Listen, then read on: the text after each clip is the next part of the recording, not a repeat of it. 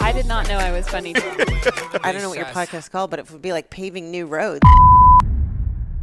I want to start fighting again soon, but I just booked a movie role, so doing that. Shit, congratulations! Yeah, thank you, bro. But yeah. So and then, do you know Josh Emmett at all? I don't know him personally, but I know who he is. That's my boy. So, oh yeah, sick, bro. I didn't know if you guys. I think he's still fighting, right? He lost his last 2 fights. He just fought.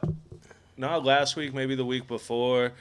Sorry, he was fighting somebody 20 years younger than him. You know what I mean? I think I know what you're talking about. And like the dude, Josh has always been that power hitter. Super. Yeah, and he's been in the game for a minute, bro. That's what I'm saying. But you can tell that this dude just the difference in quickness between a 41-year-old and a 23-year-old is quicker. So you're getting into acting now. You were fighting for how long before this? So I started off wrestling as how old are you? 32. Yeah. God damn. I look 24. Bro. Oh, thank you, bro. I have to say it's the training as a kid, as a young kid, just training and eating right, a lot of water and stuff, so. And a lot of weed too. I smoke weed, so really, yeah. Usually weed dries you out, gives you wrinkles and shit. Yeah. But you grew up in Hollywood? Yeah, born and raised in Hollywood. That's amazing. Yeah. One of the first neighbors I ever had when I moved here also grew up here, and he told me he went to Hollywood High and the idea that people go to high school in this town is insane. Yeah. Did you went to high school here? Yeah, I went to I went to high school up in the Valley, Reseda. Okay. Because they had a great wrestling team over there. Because over here in LA, Karate Kid, right? Yeah, Karate Kid. Yeah. If I was a fighter, I lived out here. I'd move to where Karate Kid. Yeah, exactly. So, but I did go to Hollywood High School for a year. Okay. Yeah, and then I got expelled. I was a bad kid, bro. Oh, shit. Why'd you get? I stole the teacher's truck. What? In 9th grade, yeah. Dude. I was bad. You literally were like, dude, you must have balls to do stand-up comedy. You stole a truck when you were 14 years old? It was a lot of peer pressure because a lot of the kids, I was in a science class, and a lot of them were seniors, and I was the only freshman in there. And then the teacher left, and then he left his keys there, and the seniors were like, oh, I bet no one in here would steal his car. And I wasn't even saying anything. I was just writing. And then one of the seniors was like, what about you? Would you steal his car? I'm like, no. And then they kind of just peer pressured me to do it. And I was like, man, I'll just do it. Fuck it. You got fleeced, dude. Yeah, you should have been like, one of you motherfuckers steal a car. No, I just did it. I did it, and I got expelled. Yeah. That's crazy. Nothing. I went out the garage and not too far, but I got caught. And where they catch a cruiser caught you, or you pulled back into the lot and the teachers it was just a school cop. School cop. Yeah. Damn. Yeah. That's how you know you were fucking young. You got caught by a school cop. Yeah, That's bro. Crazy. Yeah, I wasn't thinking. I was just a bad kid back then. I was just fighting a lot, And when did you start fighting? In general. Not even training, just violence. Violence? Well, growing up in LA, it was all the time, bro. Because back in LA, back then in LA, there was a lot of gang violence. Especially where I grew up in Hollywood, there was a lot of gangs everywhere around me. So next door was 18th Street. The left side was MS-13. The back side was Y-Fence. And then there was Armenian Power, AP. So I'm surrounded full of gangs everywhere. I got to be honest, dog. Those first couple gangs you threw out, very respectable gangs. Very. But I'm half Armenian. I grew up in Boston, though, or outside of Boston. East Coast Armenians are they're like Jewish people. They're very nice. They stick to their community. They're all in minivans. You know what I mean? Out here, when I learned that there was an Armenian gang, it made me giggle. They don't have Armenian gang over there? No way. Oh, wow. Not even close. Maybe New York or Philadelphia, but I don't. Not definitely not in Massachusetts. It's the first time I've ever heard of it. Yeah. And it's. I was actually saying the last guest we had was. Armenians out here are like the Jersey Shore of Armenians. You know what I really? mean? Yeah, like the yeah. tight shirts and the you know they want to go to the clubs, they want to have the fast cars, they want that is what it's like. But okay, so like you were saying, you're surrounded by gangs around here. Yeah, so every time I would just walk to the school bus, I would get stopped all the time. So is this Hollywood? Like what? East Hollywood. East Hollywood. Yeah. So I would just walk to the school bus, and then I'm talking about like 40-year-old dudes, bro, banging on a 14-year-old. And I'm not. I don't even look like a fucking gangster, bro. I just have like my Letterman jacket, or I'm not dressed like a gangster. Right. So they were just bugging. So early 2000s or hell yeah, for sure, yeah. And I've had like guns pointed at my face. Yeah, this is the first city I've ever had a gun pulled on. Oh, for real? Yeah. It happened to you too. Yeah, when I was living in MacArthur Park, you want to talk about LA. gangland, dude. MacArthur Park. Oh, yeah, MacArthur Park. Dude, that was the scariest place I've ever lived in my life. Dude, there was one night there. This dude, they must have shot. It was definitely a sawed-off shotgun. Damn, he pulled a shotgun on you, bro? No. This is all I'm saying is this dude out of a car shot his shotgun. It was I was so close. I was sleeping in my bed. When I woke up, I was already standing up. You know what I mean? But nah, I got a gun pulled on me. They tried. You know, downtown LA or MacArthur Park especially is very Mexican. I don't know the specific gangs there. Yeah. But because I lived like right next to Good Samaritan. So like there's no parking there. You're just using like lots that are run by somebody. Mm-hmm. And I came home from the Comedy Store one night. It's like 11:30. And the guy goes, $25, and the sign says 24 hours. So, I give him the money. Mm-hmm. I go out the next day. It's like 7 o'clock. I had to go to San Diego. I was going to see my sister. And the guy comes over to my car before I leave. He goes, $25. Mm-hmm. And I go, I paid you last night. And he goes, no, that ends at midnight. That is at midnight. And I go, and I actually, I remember it was the most Mexican I ever felt where I said, fool. Oh, you said fool, yeah. Yeah, I was like, I did not give you $25 for a half hour of parking. Yeah. And this dude brandished a fucking gun. And I had my ex-girlfriend with me who's a small white blonde girl from Rhode Island. So she doesn't know anything about LA or nothing like that. Yeah. And this dude took out it. I don't know what kind of gun it was, but he had it in his waistband, and before he could like pull it out, I threw this dude to the ground, and I just my car was already unlocked, so I was like threw him to the ground, got in the car, took off. Yeah. When I came back from that trip, which was like later that day, I parked and I let my girl out in front of the building so she could just go in. Yeah. And then I parked my car like 2 or 3 blocks down, and as I'm walking back to my apartment, there were at least 50 pairs of eyeballs looking at me outside the window because all these people connected. Yeah. And they like got press going up, and then I seen the dude, and that dude actually, he to his credit, came over to me and he was like, "We good?" Oh, for real? Yeah, and I was like, "I'm good if you're good." And he was like, "We good," because he understood he was trying to fleece me. Yeah. And my thing was like, dog, if I was just a random white dude. Yeah. Okay, whatever. But I live in your neighborhood. I've seen you every day for the last 6 months. Yeah. That's what I'm saying. So, and that's that was like the argument when he was trying to get me for that extra 25. I was like, dog, I live here. Like, why you do this to me out of all people? But all that being said, LA can be very violent. So when did you like start training? Like, oh, I want to do this. Well, I was always in mixed martial arts as a kid. I was in football as a kid, boxing, taekwondo as a kid. So I kind of just, my grandpa too wrestled. He wrestled collegiate wrestling, so it kind of just runs in the family. And then with the whole, I just kind of, when I had my first fight, that I kind of felt like, oh, I kind of like this, I kind of like this. But I was never the bully. I always protect kids from bullies, or if I got bullied, then I'm gonna just mess you up because bullying is not cool, So and then on top of that, I'm getting fucking these 40-year-old gangsters banging on me, and then that too, I would just knock these fools out. I mean, they were the easiest fights. The gangsters were so easy to fight. Really? What makes them easy? Well, because they don't know how to fight. They just be like, they don't know how to fight. They swing. They swing from very low. Where like when you fight, everything exposed. Everything's exposed, bro. So when you fight, you want to keep your hands up here at least. But they're like swinging from here chin up, and I'm like, oh, that's It's like so Twitter easy. videos when you see these dudes and they square up like what are you, an like, what's ostrich? up, What do you homie? do? And they be doing this. Yeah. I'm like, bro, you're so open. I'm just gonna knock you out. Yeah.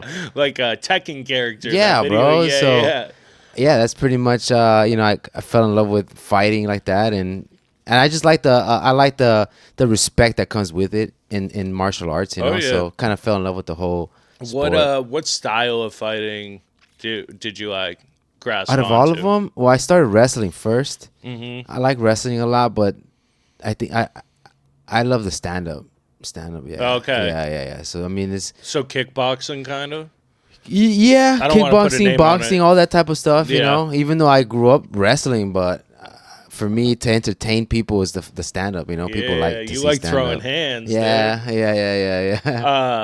And then so how old were you when you started like training?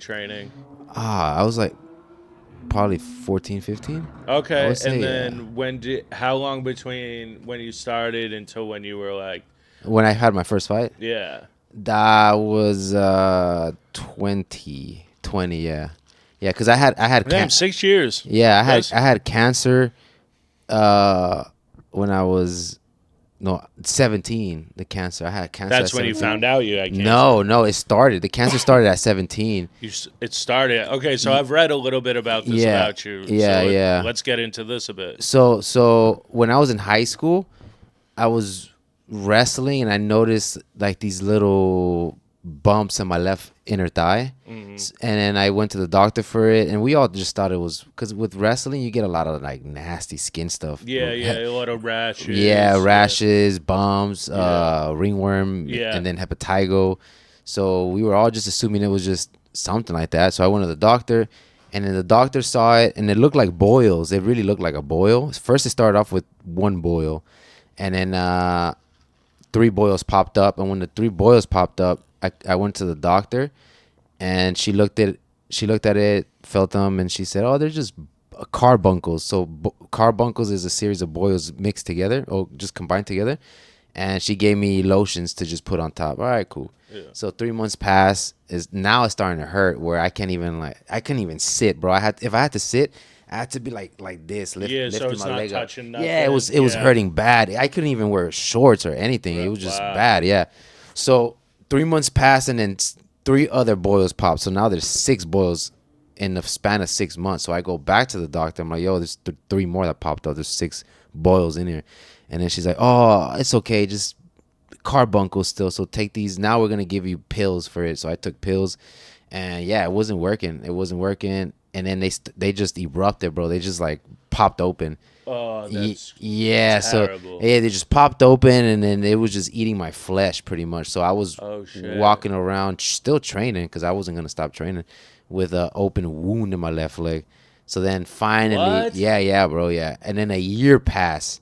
I'm like, fuck. What? Yeah, a year passed. Yeah. So I'm like, fuck this. I go back and I show the doctor that, and she still was trying to tell me like, no. Now it's infected because you've been working out, you've been training. I'm like, no, this is something else.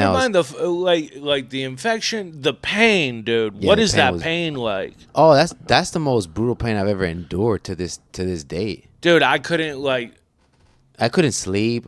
I had to lift I my don't- leg up all the time. I couldn't sleep. I couldn't imagine doing stand-up comedy. Nobody's even touching me. I'm just standing behind a microphone with that going on.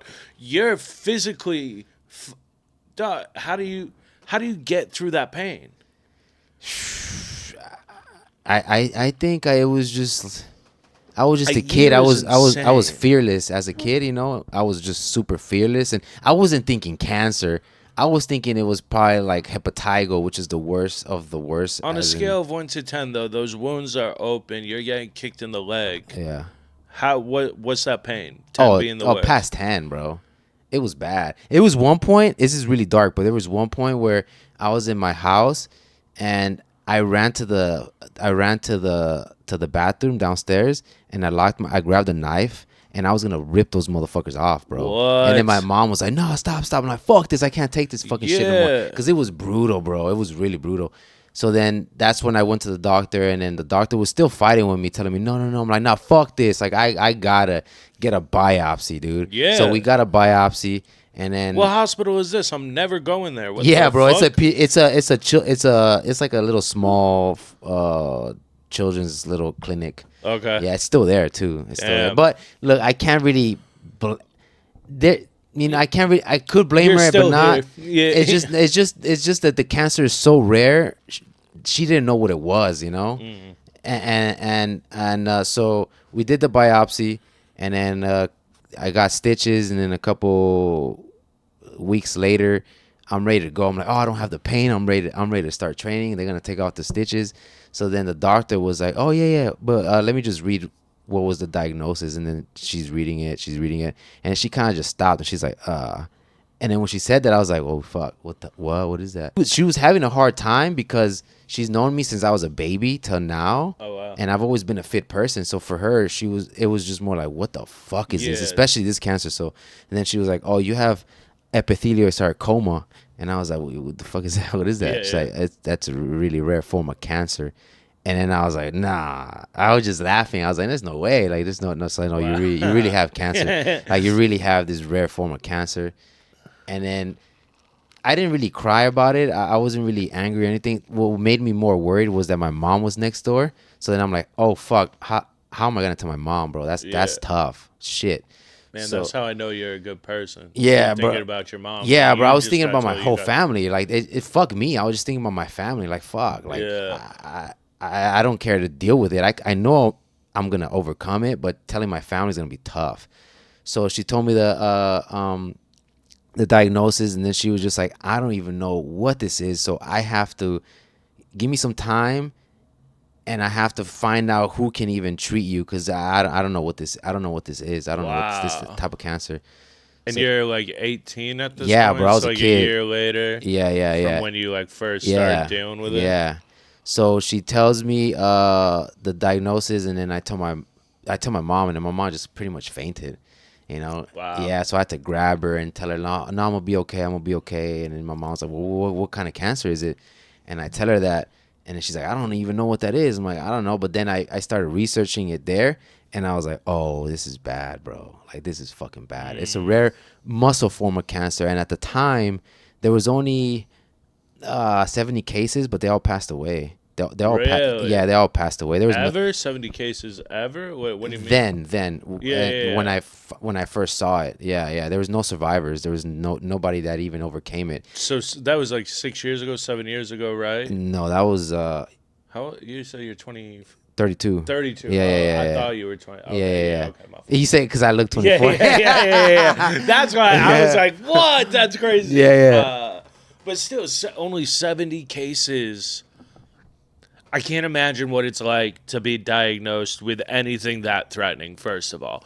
But then to be on Google in the waiting room and see that they've only had 70 attempts of stopping it. Yeah, that was gnarly. The first case was in 19. That would stop my heart. Bro. Yeah. That kind of shook me a little bit. Yeah. The first case was in 1980 something, and every person only lasted 3 months from the diagnosis. Wow. 3 to 4 months. They didn't even last. But then I started telling myself, well, okay, 3 to 4 months, but I've been living with this shit for a year now, so that's a good sign. Fuck. Damn. It's a year. I haven't died. Incredible attitude to have. Yeah, bro. I was just, I haven't died yet, and I feel good internally. It was just that pain, and then now that they took it away, it's gone. So I'm like, I feel pretty good. So it looks pretty good. So all right. So, and then she's looking for doctors. She can't find any. She sent me to a doctor in Long Beach. The doctor was like, I don't know, bro. And he was like an old dude, bro. He's like in his 70s, a great cancer doctor, and even him was like, I don't know what to do, bro. I don't know. So now he has to do some research and look at what he needs. He's like, I don't. He was just stumbled. He was just stuck. He's just like, I don't know what to do. So he took his time, found a doctor, and this whole time, bro, I'm living, Children's Hospital. Yeah. So I live by there, right? And this whole time, he found one doctor that was able to work on 2 cases with my type of cancer.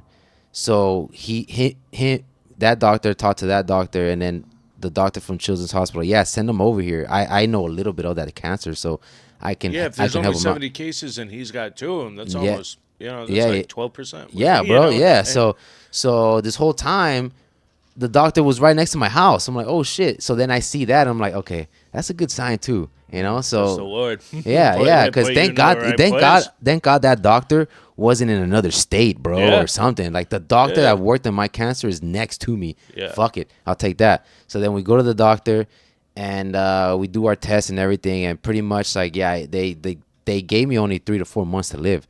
So I only had 3 to 4. What? Yeah, 3 to 4 months to live because the cancer had spread through the leg. What goes through your mind when a doctor tells you 3 to 4 months to live? Like the doctor, it's not like you're reading it on Google anymore. It's the doctor telling you. What's that moment like, dude? It just being fearless and naive and ignorant that helped me through it. And I was just like, all right, cool. I don't, in my mind, I'm like, I know I'm gonna overcome it. I'm gonna beat it. I'm gonna take your word for it, but that's not what's gonna happen. Ignorance So, is bliss. Yeah. That's Yeah. what I was saying. Yeah. I don't know if we got it when I was talking about I'm just ignorant enough to do stand-up comedy. Yeah. If you can be ignorant enough to get through hard shit, you know what I mean? Like, Yeah, being ignorant can take you to a lot of places, bro. You know, for real. Yeah. You know, and so the whole time that I was being told stuff, I was just like, nah. did they have like a treatment plan? Like they say 3 to 4 months, but if we do this, you might live? Yeah. What's it was that? chopping my leg off, and then I'll still have. What? Yeah, they needed to amputate my left leg all the way almost to my groin and down, from my groin down. Chop it off so I can still have an additional maybe 6 more months, but I was still gonna pass. I was still gonna pass away. Wow, they were Yeah. saying chop it off for just an extra 6. Well, yeah, because that's the only from what they've seen in science and all that type of stuff, it was always amputation with that type of cancer, and the people that will do it will live a little bit longer but still pass. You know, so that's where I was like, Dude, I'm not fucking chopping my leg off. I told the doctor, I'm not chopping it off. Well,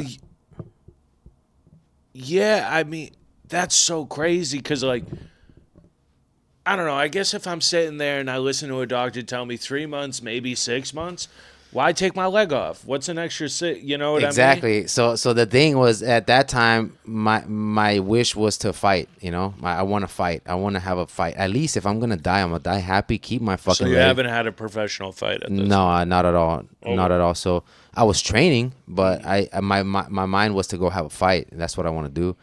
But obviously, without a leg, I can't do that. And you're already telling me I'm gonna die in 3 to 4 months. So fuck it. Let me keep my leg and die happy. Which Yeah. in my head, I already know I'm not gonna die though, because I kept telling myself I'm not gonna die. I'm not gonna die. I'm gonna overcome it. I'm gonna do it.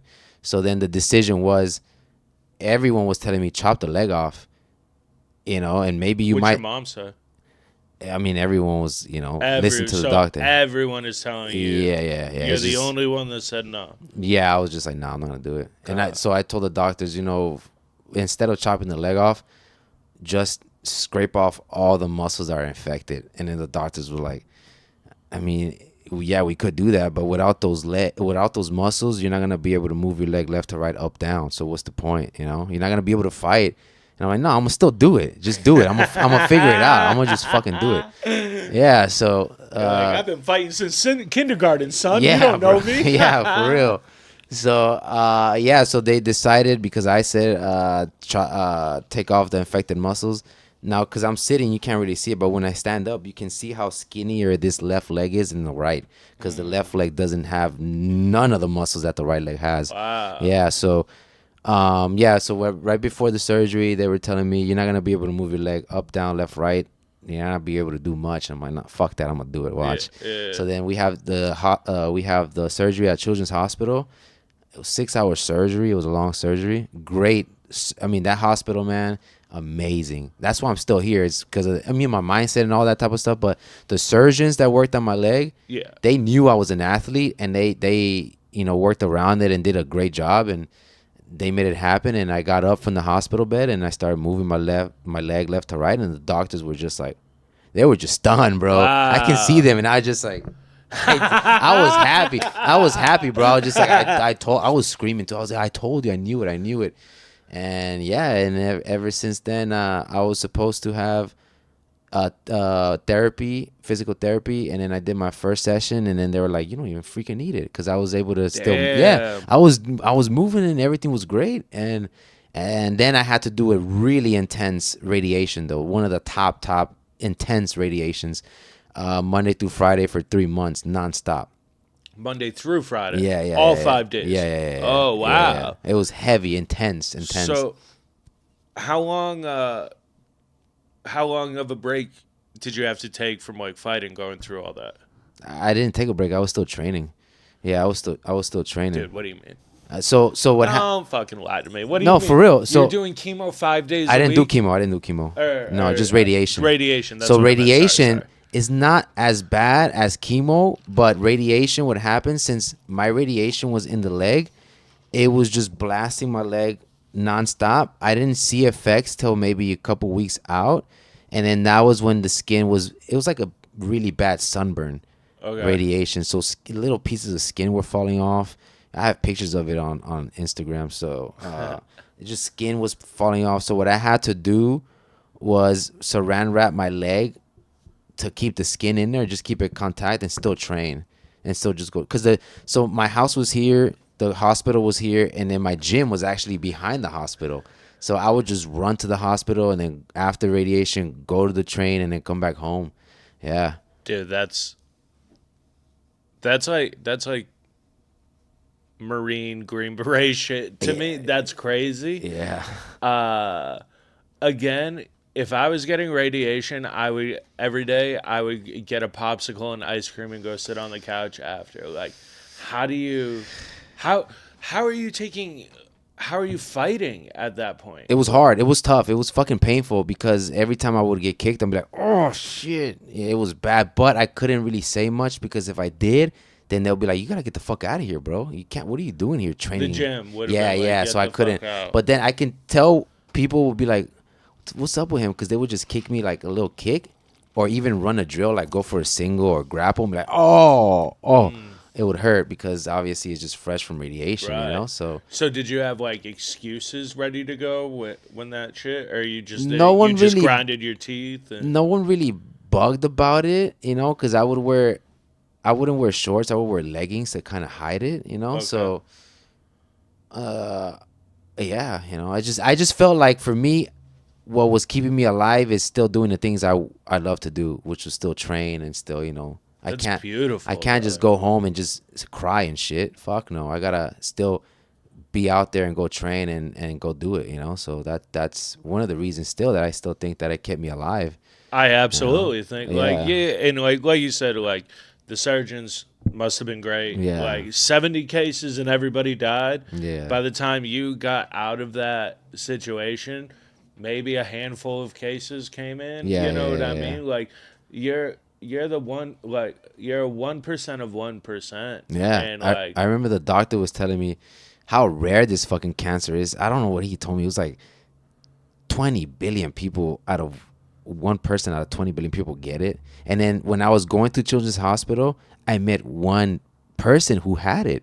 And then the doctor was like, yeah, hey, we got another person. We got another kid with it. Did you fight him? No, no. Unfortunately, that the kid passed away though. Oh, damn. Yeah, the kid passed away. But you know, the doctor was like, "Oh, there's another patient with epithelial sarcoma. Want to meet him?" I'm like, yeah, for sure.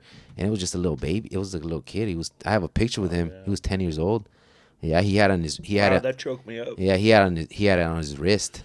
You know, and I remember his parents were just asking me, like, I was like a sign of hope for them. Like, oh my God, what did you do? Da-da-da.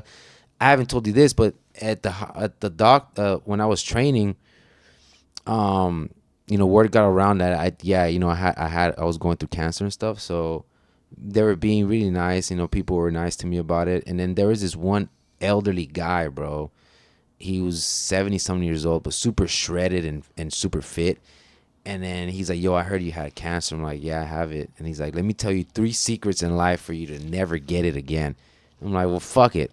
What are the 3 secrets to not getting cancer? Yeah, so back then, now is popular fasting, right? Fasting is super popular. So yeah, right. He's like, I need you to start fasting, eat once a day. And I'm like, you're fucking nuts, bro. Because I didn't know nothing about fasting. Yeah. And I'm like, no, you got to eat breakfast, lunch, dinner. He's like, no, you don't. No, you don't. Trust me, just eat once a day.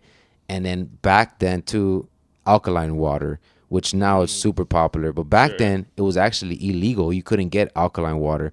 So they wanted people to get cancer. Yeah. So I had to he was getting me imported drops from Germany to LA, so I would just have You're getting black market water? Yeah, bro. It wasn't even water. It was like a blue like a blue little thing where I would grab it and it's a tincture. Oh, okay. And I would just put these drops in my water. Every water I would drink. So I'm like, fuck it, I'm gonna do that. And then obviously proper diet, which I already knew. I already was doing that. Yeah, right. Yeah, but the most important thing was fasting, and I started doing it, and I've been doing it ever since, just one meal a day. So, sure, sometimes I'll eat like a pig, but majority, one meal a day. Yeah. That's insane. Yeah, people get used to it, When they first told me that, I was like, no, you can't do that. Psychos, assassins get used to it. Look at me. You think I'm getting used to one meal a day? That's you can shrink nuts. your stomach. It's tough in the beginning, but you can actually shrink your stomach so small that you would only eat once a day. You're doing work at children's hospitals still. Yeah. That's brilliant. What's that like? Bro, I always tell people that I'm very grateful to have had cancer. I'm very happy that I got it. You're grateful to have cancer. Yeah, big time, bro. It opened up so many doors to me, and it brought me to that world where I go visit cancer kids and tell them my story. If I never got cancer, I would never do that.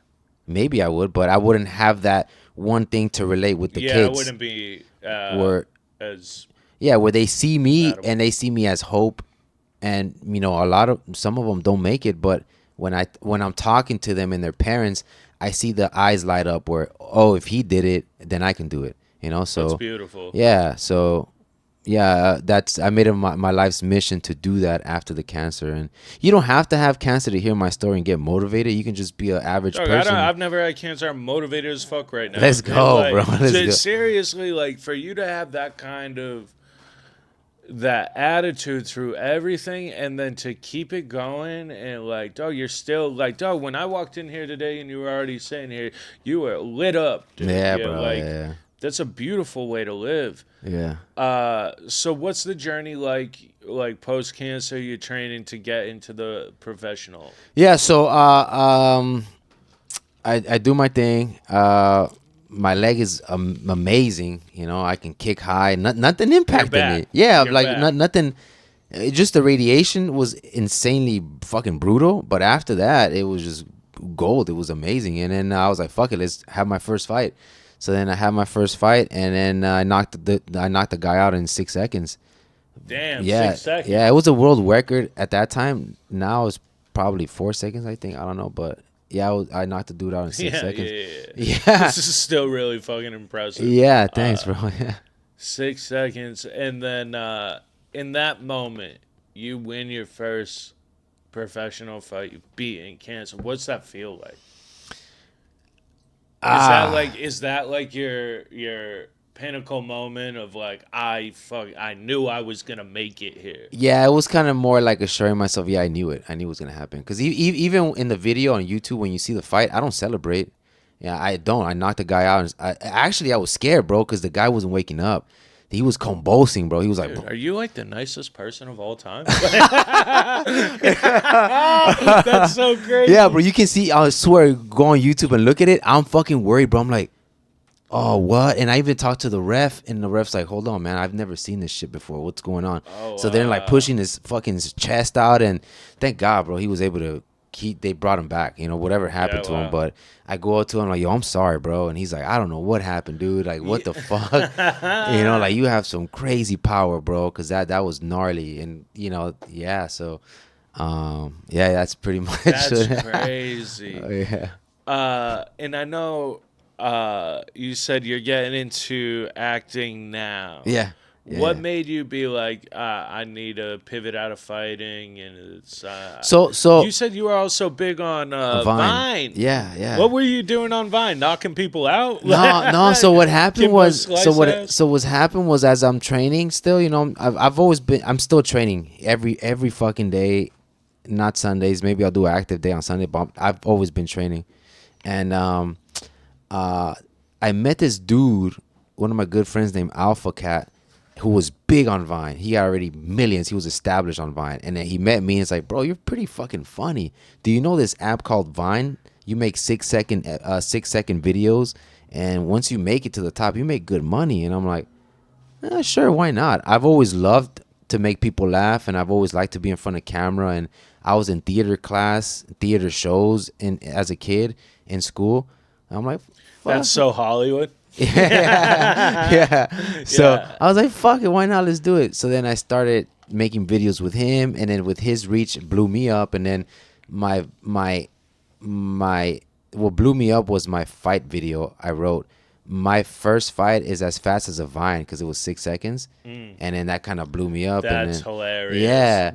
So then I started. That's so funny. So then I started making like comedy skits about just relatable life, and I always see humor in dark sense. Even in my cancer, I saw humor of it. Yeah. So I just started making videos, and then I blew up there, and been making videos ever since. That's pretty much my living now. Yeah. Yeah, but at what point? That makes sense, man. Because I also think, you're funny, you're a likable, personable dude. I think you're gonna have a great career in acting, especially if you keep that attitude of it's gonna work. I'm gonna be good. Yeah. Because I'll tell you, as somebody that's been in that industry or that that world, you have to be because you're not getting kicked in the leg. Like, the pain is coming from somebody verbally being like, this role isn't for you. Yeah. You know what I mean? Yeah. It's a different kind of pain, but as long as you can mentally just be like, it's going to work out one way, whether it's this role or another role or whatever, that's going to work out. At what point were you like, fighting is done? And it's never been done for me. I'm still going to go back to it, but I've always had my eyes on acting as a kid. I've always wanted to do it. Yeah, always wanted to do it. Yeah, because what was like your favorite movie, or your like what was the role that was like, I wanted this? Well, I saw Leonardo DiCaprio, and then when I saw his acting, I'm like, fuck. His acting, which Titanic. I saw Titanic. Yeah. And Basketball Diaries too. I mean, hell yeah. Basketball Diaries. Wolf of Wall Street. You know, I mean, but when I saw him, the acting of his was like, oh man, that's great. I mean, even before that though, I already knew when I did my first theater show in middle school, that's where I was like, oh, I wanna do this. I wanna act, but I never really pursued it. Yeah, hell yeah, dude. Yeah, that's fucking awesome, man. Well, we're wrapping up. You said you just booked a role. Yeah. Are you? What is exciting? Like, hell yeah, I'm excited. It's my first ever role. I've done social media stuff, but this is my first serious role. What are you nervous about? Memorizing the script. Really? Yeah, bro. That's why I'm like, what the fuck is this? Because everything I shoot is improv. So I come up with the idea, and then when I shoot it, I just come up with the lines. That's easy. I can just easily do it. But now it's like a structured line. So that's where I'm a little nervous about. Expressions, crying, I can cry in front of the camera. I could do all that, but just memorizing the script is where I like, oh, okay. Yeah. Well, I mean, dog, if you can take kicks to the leg while going through radiation, I think you can memorize a couple of lines of dialogue. Well, man, thank you so much for coming out. If you got anything to say to the people about, getting through the journey, what's your biggest advice? This is one quote I live by for the rest of my life, and I always say, it's not what they take away from you that counts; it's what you do with what you have left. Oh, that's bar. That's all I gotta say. Trademark that. I know, Get a right? T-shirt. Yeah. Damn. Yeah. Man, your story is so inspirational. If I wasn't so fat, I'd go run a mile right now. And let's go run tomorrow, bro. Yeah, Fuck it. all right, maybe you and Will can go run. I don't know about me, but thank you so much for coming out. Yeah, man. thank you for having me, bro. I'm Yeah, really thank looking you. forward to seeing your successes here, Yeah, thank and you. I hope the best for you because you're a very well deserving person. Thank you, brother. Thank you. Keep that attitude. It's all gonna work out. Thank you, bro. Thank you. Yeah, Thank of you. course. Thank you Hell for yeah. coming out. Thank you, bro. Hell yeah.